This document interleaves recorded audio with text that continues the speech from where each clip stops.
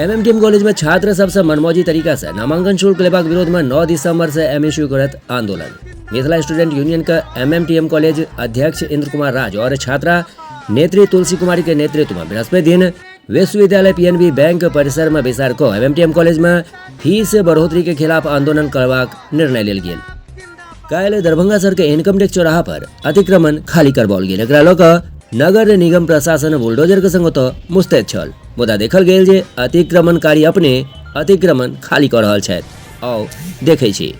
आयकर चौराहा से लेकर के और आदित्य विजन तक रोज पब्लिक स्कूल के सामने परिवार संख्या 9999911125451448 के आलोक में